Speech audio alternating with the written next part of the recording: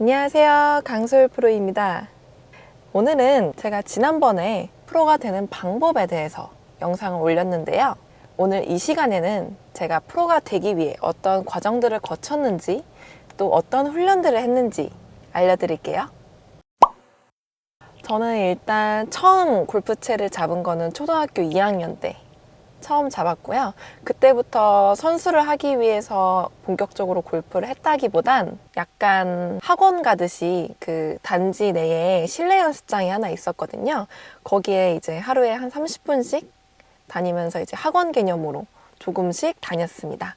그러다가 초등학교 5학년 겨울방학 때 처음 전지훈련이라는 거를 가요. 필리핀으로 전지훈련을 가게 됨으로써 이제 코치님이랑 감독님께서 저한테 재능이 있다고, 천재적인 재능이 있다고 이제 말씀을 해주셔가지고 그때부터 부모님은 저를 이제 선수로 키우시려고 이제 마음을 먹으셨죠. 그렇게 해서 이제 초등학교 6학년부터 본격적인 골프 선수의 길을 가게 되는데요. 그때부터 처음 시합도 나가고 초등연맹이라는 시합에도 나가고 그리고 본격적으로 이제 스케줄 또한 선수로서 해야 하는 연습량을 시작하게 됩니다. 그러다가 이제 저는 뉴질랜드로 골프 유학을 떠나게 됩니다. 제가 중학교 1학년 입학식을 이제 마치자마자 뉴질랜드로 떠났어요. 이제 거기서부터 저는 아주 고된 이제 훈련 일정이 시작되는데요. 일단 뉴질랜드에 있는 동안에 저의 스케줄은 대략 아침 6시에 기상을 해요. 기상을 하고 한 대략 평균적으로 7km 정도 러닝을 했어요. 한 45분 정도 걸리거든요. 학교 가기 전에 6시에 일어나서 7km 러닝을 하고 그런 다음에 씻고 밥 먹고 이제 학교로 등교를 합니다.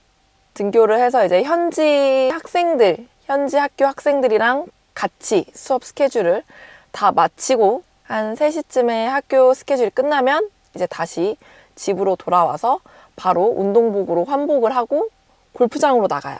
골프장으로 나가서 뉴질랜드 같은 경우에는 여름에는 거의 해가 9시까지 떠 있거든요. 그래서 학교를 끝나고도 골프장에 가서 18홀을 칠 수 있는 시간이 돼요.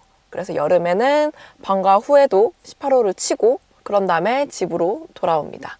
겨울에는 해가 짧기 때문에 한 방과 후에 9홀 정도 치고 체력 훈련을 위주로 했던 것 같아요. 그런 다음에 저녁 식사를 하고 그 다음에 또 빈스윙이나 혹은 개인 훈련을 따로 했어요. 저 같은 경우는 빈스윙도 많이 했고 대부분 퍼팅 연습, 집에서 이제 할 수 있는 퍼팅 연습을 많이 했던 것 같아요. 그러고 난 다음에 매일매일 이제 일일 보고서라는 게 있었어요. 일일 보고서 및 골프 일지를 작성을 해야 되는데 그게 그냥 일반 일기처럼 이렇게 적는 형식이 아니라 이제 여름에는 방과 후에 18홀 친다 했잖아요. 그러면은 1번 홀부터 18번 홀까지 복기를 해요. 첫 티샷부터 뭐 세컨샷, 뭐 어프로치, 퍼팅 이거를 한 샷 한 샷 다 복기를 해서 보고서를 작성을 해요. 보고서를 작성을 하고 그런 다음에 이제 오늘 하루 있었던 다른 일지, 오늘 아침에 일어나서 러닝을 뭐 몇 분 몇 초에 뛰었고 그리고 밥도 뭐 어떻게 먹었고 몸무게는 몇 킬로였고 뭐 그런 것들, 학교에서 배웠던 것들, 학교에서 있었던 일들 그런 걸 다 보고서를 작성을 해서 그거를 그 다음날 아침에 제출을 해요. 그러니까 전날 저녁에 작성을 하고 자야 그 다음날 제출을 할 수 있는 거예요. 그거를 만약에 깜빡하고 뭐 안 썼다 그러면은 아주 큰 벌이 있었어요. 보고를 쓰고 이제 잠자리에 들면은 거의 한 11시 정도 됐었어요. 그래서 11시에 취침해서 항상 새벽 6시쯤에 일어나서 항상 이 스케줄이 반복됐었어요. 그 훈련 중에 가장 힘들었던 거는 제가 뉴질랜드에서 3년 동안 유학생활을 했는데 거의 대부분 저 혼자 여자였어요. 가끔 이제 다른 골프 유학생, 여자 유학생들도 가끔 오긴 했는데 대부분 얼마 안 있다가 한국으로 돌아가고 그랬거든요. 게다가 제가 거의 막내였고 그래서 항상 이제 체력 훈련 같은 거를 하면은 남학생 오빠들의 페이스에 맞춰서 체력 훈련을 하는 게 저는 너무너무 힘들었어요. 막 달리기 같은 것도 같이 구보를 하면은 당연히 전 뒤처질 수밖에 없거든요. 더군다나 저는 체력이 그렇게 좋은 편도 아니었고 운동신경이 좋은 편도 아니어서 항상 뒤떨어지는 학생이었어요. 근데 그거를 감독님께서 전혀 봐주지 않으셨죠. 전혀 봐주지 않으시고 저를 똑같이 대해주셨어요. 다른 남학생들이랑 똑같이. 그래서 조금이라도 뒤처지거나 조금이라도 못 따라오면은 아주 크게 혼을 내셨고, 그리고 체력 훈련 같은 거 할 때도 선착순을 되게 많이 했었거든요. 달리기 선착순, 뭐 토끼띠 선착순, 오리걸음 선착순 하면은 저는 항상 꼴찌니까 만약에 학생이 7명이었으면 저는 항상 7바퀴를 뛰었었어요. 지금 생각해보면 조금 야속한 게 오빠들도 중학생 어린 여자애가 그렇게 힘들어하면은 조금 같이 봐주면서 해줄만 하잖아요. 근데 그 오빠들도 자기네들이 살아야 되니까 그 오빠들도 얄짤 없었죠. 본인이 더 살아야 되니까. 그것도 그렇고 아침에 저는 러닝하는 게 진짜 너무너무 힘들었거든요. 그게 성인들도 아침에 일어나서 그렇게 규칙적으로 러닝하는 게 쉽지는 않은데 학생이면 얼마나 더 아침에 일어나기가 싫었겠어요. 한창 잠도 많이 자고 항상 밥도 많이 먹을 나이잖아요. 그런데 아침에 그렇게 새벽에 일어나서 7km씩 뛰는 게 저는 진짜 너무너무 힘들었어요. 게다가 저는 평발이거든요. 평발이라서 발도 되게 아팠고, 그리고 러닝할 때 이런 우레탄 바닥이 아니라 그냥 일반 도로를 뛰었어요. 그냥 시멘트 도로를 뛰어가지고 좀 무릎이 너무 아픈 거예요. 무릎도 아프고 막 발도 아프고, 그리고 아침에 잠도 덜 깬 상태에서 뛰면은 막 배도 아프잖아요. 배도 아픈데 막 무조건 뛰어야 되고. 그리고 한 가지 러닝에 대한 에피소드를 알려드리자면은 그 매일매일 랩 타임을 쟀어요. 랩 타임을 재는데 그거를 이제 본인이 스스로 기록을 하는 거예요. 하는데 한 번 이제 체력을 이제 본격적으로 키운다고 그걸 좀 빡세게 관리를 하던 기간이 있었어요. 그래서 매일 러닝을 하는데 전날의 레코드보다 항상 조금이라도 1초라도 앞당겨야 돼요. 만약에 앞당기지 못하면은 그때 당시 약간 체벌도 있었거든요. 체벌이 있는데 저는 맞기가 너무너무 싫어서 어느 날 딱 아침에 일어났는데 딱 그런 날 있잖아요. 오늘은 진짜 컨디션이 진짜 똥이다. 진짜 오늘은 절대 빨리 뛸 수 없다. 그래서 그때 8km인가 뛰었을 거예요. 근데 그 250m짜리 길을 이렇게 한 바퀴를 도는 건데 한 바퀴 돌면 500m잖아요. 그거를 15바퀴인가 16바퀴인가 뛰었어요. 아마 8km였을 거예요. 16바퀴를 뛰는데 그걸 이제 랩타임을 재야 돼요. 랩타임을 재는데 근데 그날은 진짜 너무나도 컨디션이 안 좋고 그러다 보니까 뛰다가 약간 꼼수를 부렸죠. 꼼수를 부린 게 뭐냐면은 한참을 이렇게 뛰다가 한 바퀴를 안 뛰었어요. 한 바퀴를 안 뛰면서 그걸 시간을 계속 체크를 하면서 딱 한 바퀴를 안 뛰고 지금 딱 들어가면은 뭐 딱 세이프 시간이었던 거예요. 그걸 딱 그렇게 맞춰가지고 집에 막 들어가는데 집에 들어가면 항상 보고를 하거든요. 달리기 잘하고 왔습니다. 이렇게 보고를 하는데 막 엄청 숨 가쁜 척 하면서 오늘도 잘하고 왔습니다. 이렇게 했는데 그때 약간 원장님의 그 약간 분위기가 좀 이상한 거예요. 그래. 들어가서 씻고 건너와. 이러시는 거예요. 근데 오랫동안 거기서 살다 보니까 이제 저도 이제 촉이 생기잖아요. 촉이 생겨서 이거 뭔가 잘못됐다 해가지고 되게 불안한 마음을 씻고 그런 다음에 왔죠.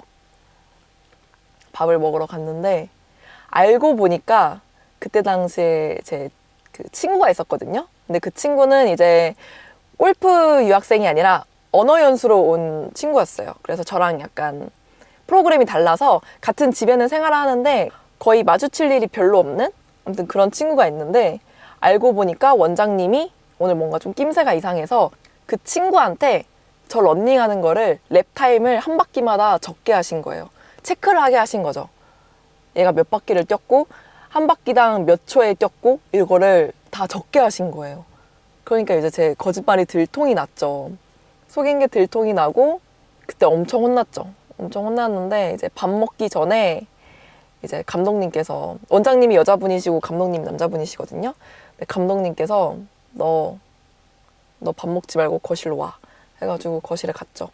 가가지고 너 오늘 뭐 잘못했어? 저 달리기를 속였습니다.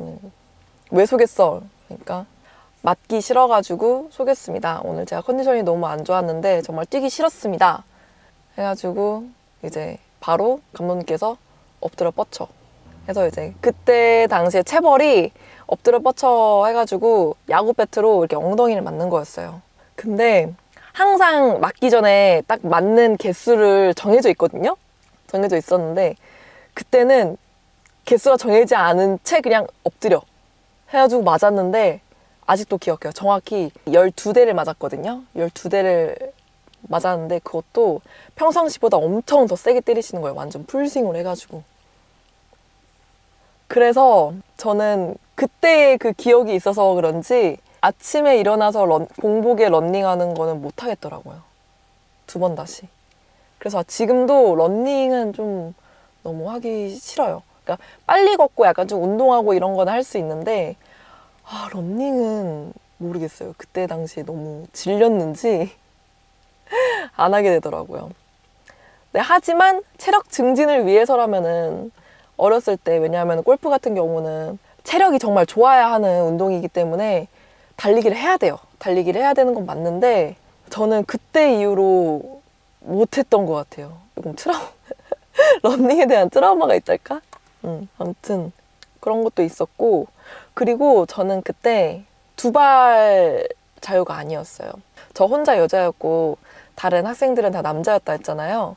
그래서 그때 저희 머리 규정이 뭐였냐면은 저 같은 경우는 일반 남자 스포츠 머리였고 남자 오빠들 같은 경우는 1mm나 3mm 반삭이었어요. 그러니까 뭐 오빠들은 고등학생이고 저는 중학생이니까 한창 이제 사춘기가 시작될 나이잖아요.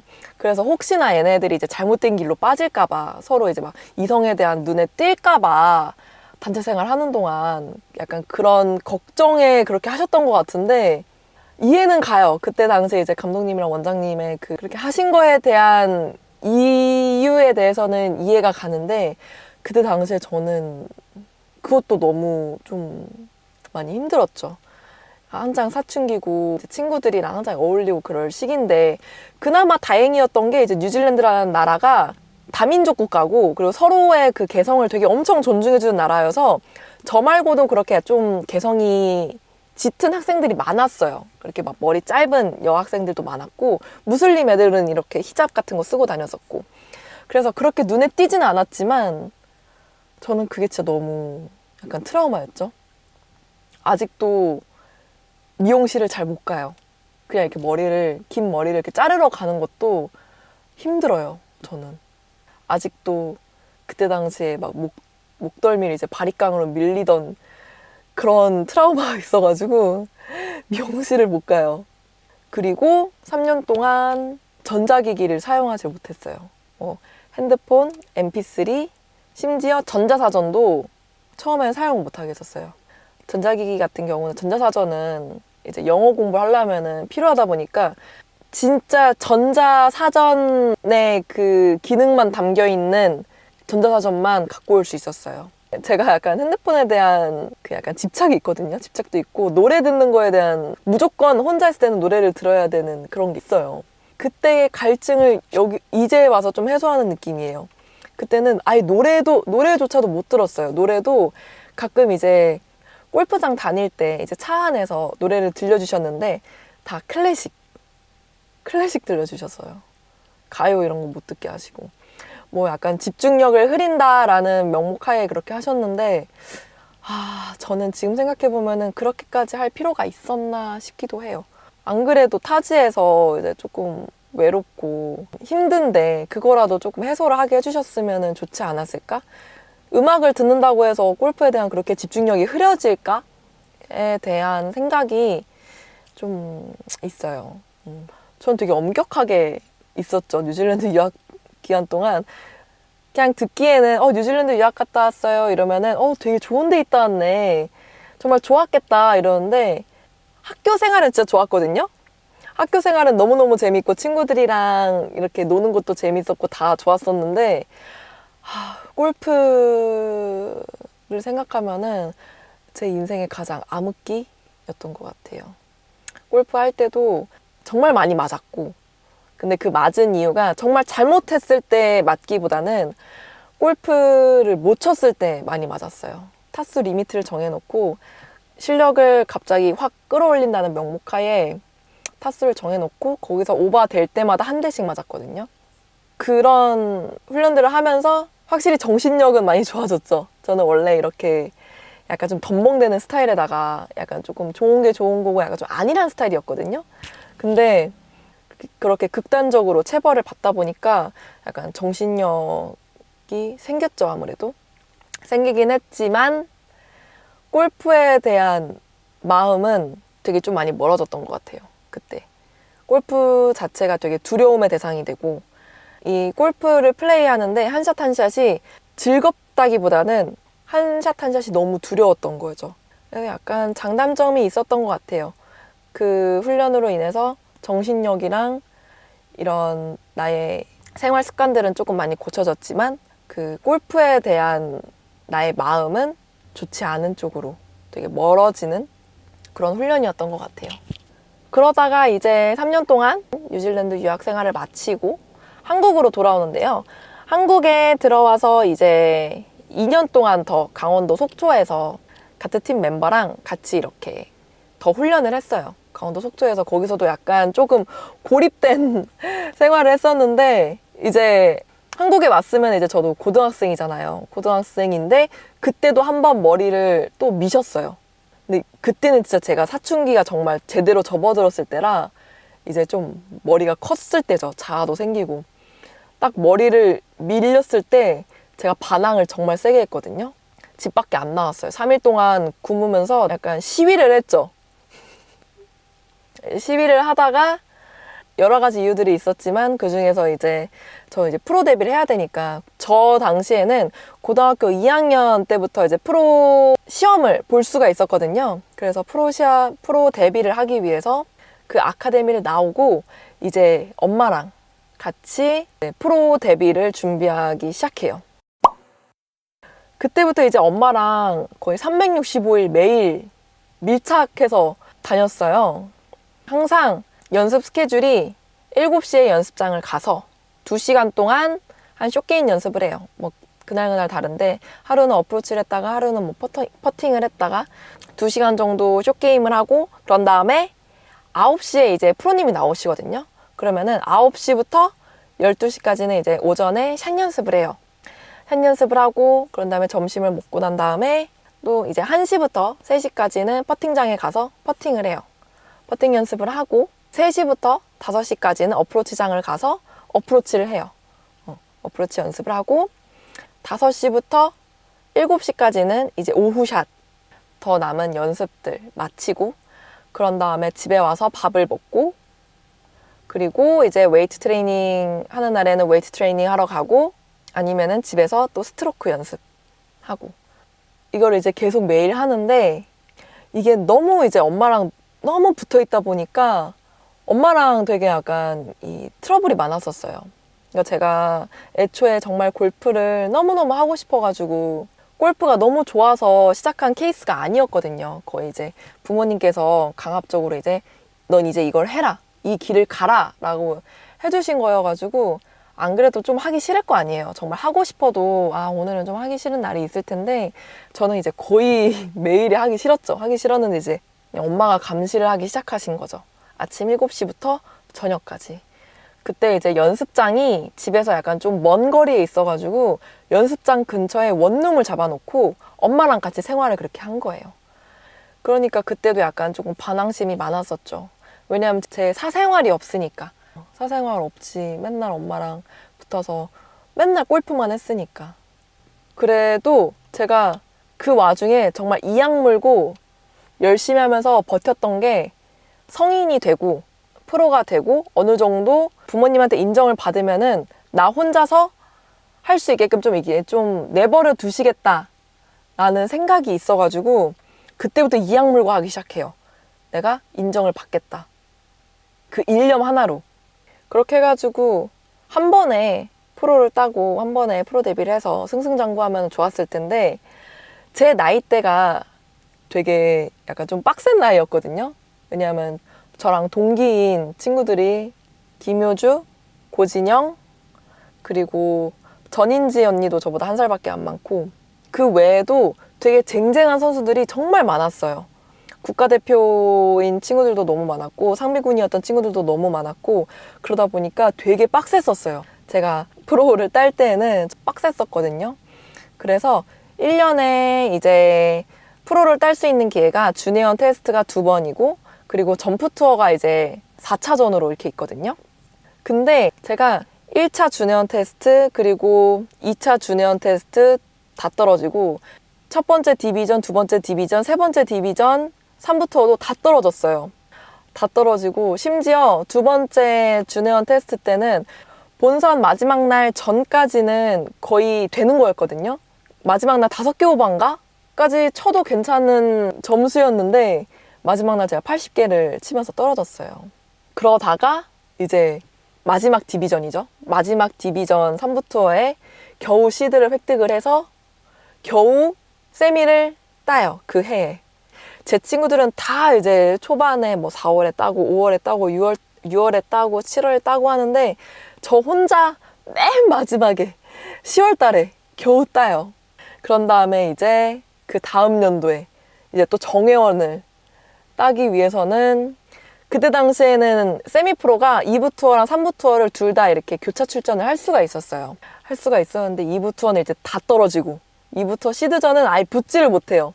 3부 투어만 이렇게 계속 뛰면서 이렇게 하다가 그것도 맨 마지막에 제 친구들은 다 막 2부 투어에서 상금 랭킹으로 다 정회원 따고 3부 투어에서 정회원 따고 다 이러고 있는데 저 혼자 맨 마지막 3부 투어 마지막 디비전에서 우승을 하게 돼요. 3부 투어에서 우승을 함으로써 이제 정회원 자격을 취득을 하게 되죠. 그렇게 하면서 뭐 횟수로는 사실 2년이거든요. 엄마랑 이제 프로를 정회원을 따기까지 2년이었는데 그 2년 동안 진짜 얼마나 힘들었는지 몰라요. 엄마랑도 정말 트러블도 진짜 많았고 매 시합마다 아빠랑도 많이 싸우고 이게 부모님도 골프에 대해서 잘 모르시다 보니까 이제 잘하는 친구들의 부모님 말씀만 듣고 율빈이는 이렇게 해야 된다, 저렇게 해야 된다, 이게 부족하다, 저게 부족하다 계속 이런 말만 들으시다 보니까 저한테 계속 잔소리만 하시는 거예요. 그런데 이게 골프라는 게 항상 잘할 수도 없고 그리고 마음처럼 되는 게 아니잖아요. 근데 그때 당시에 저는 아마추어고 부모님한테 이렇다라고 말을 하더라도 이제 인정을 받을 수가 없는 거죠. 아버지도 약간 스타일이 진짜 눈으로 보여야지만 결과가 있어야지만 인정을 해주는 스타일이셔가지고 계속 부모님이랑 이렇게 트러블이 있다가 이제 마지막에 결국에 제가 3부 투어 우승을 하고 정회원 취득을 했을 때는 그땐 진짜 기뻤어요. 이제 나도 부모님한테 인정을 받을 수 있겠구나 하면서 그게 이제 딱 프로 데뷔하기까지거든요. 이제 프로 정회원을 따기까지예요. 근데 그때부터 시작이거든요, 사실. 정회원을 땄다고 해서 모든 게 다 끝도 아니고 2부 투어에서도 계속 성적을 내야 되고 2부 투어 상금 랭킹에 들어서 1부 투어에도 올라가야 되고 1부 투어에서 또 이제 상금 랭킹 안에 들어서 우승도 하고 계속 이런 순차적인 목표가 있는 건데 그때 당시에는 부모님은 제가 프로만 되면은 이제 돈도 안 들어가고 다 만사 형통할 줄 아셨대요. 근데 사실은 이제 그때부터가 진짜 시작이거든요. 여기까지가 이제 딱 제가 프로 따기까지의 제 약간 과정들이었는데 되게 간략하게 압축해서 말씀드렸는데 그때 생각해보면은 추억이 약간 좀 몽글몽글하네요. 지금은 다 이제 지난 일이고 추억이고 웃으면서 생각할 수 있지만 저는 아무리 시간을 되돌릴 수 있다고 해도 프로 따기 전으로는 안 돌아갈 것 같아요. 아무튼 여기까지가 저의 이제 프로 데뷔하기까지의 저의 과정들 그리고 제가 했던 훈련들을 조금 간략하게 얘기를 해드렸거든요. 약간 좀 무슨 한풀이 하듯이 얘기를 한 것 같은데 그만큼 저는 조금 많이 고됐던 것 같아요. 많이 고됐었고 결코 좀 쉬운 길은 아니었다. 이 영상이 자녀를 둔 부모님께서 이제 앞으로 자녀를 골프 선수로 양육하고 싶으시다 하는 분들에게 조금 어드바이스가 되는 그런 영상이 되었으면 좋겠어요. 저는 골프 선수로 키우는 건 좋은데 키운다고 했을 때 그 골프를 하는 선수 본인이 행복했으면 좋겠어요. 근데 저는 그렇게 막 많이 행복하진 않았었거든요. 물론 이렇게 하는 과정들과 훈련이 마냥 즐거울 수만은 없지만, 재밌을 수만은 없지만, 그래도 본인이 하고 싶은 마음이 있어야, 본인이 하고자 하는 의욕도 있고 하고 싶어하고 조금 좀 이렇게 골프를 사랑하는 마음이 있어야 그런 과정들을 조금 건강하게 견딜 수 있거든요. 네, 저는 조금 그렇지 못한 케이스여가지고, 그렇지 못한 케이스일 경우 저처럼 이렇게 조금 이르게 골프를 은퇴할 수 있으니까 조금 이런 부분에서는 조금 참고가 되었으면 좋겠습니다. 오늘 이렇게 영상을 찍어봤는데 다음에도 약간 이런 썰 같은 거 또 풀어보도록 할게요. 다음에는 이제 프로 데뷔 이후 이제 프로 생활, 투어를 뛰는 동안에 있었던 그런 일들에 대해서 풀어보는 영상을 또 찍어보도록 하겠습니다. 이 영상이 재밌으셨다면 구독과 좋아요 꼭 눌러주세요. 그럼 전 다음 시간에 또 돌아올게요. 여러분 안녕. 시청해주셔서 감사합니다.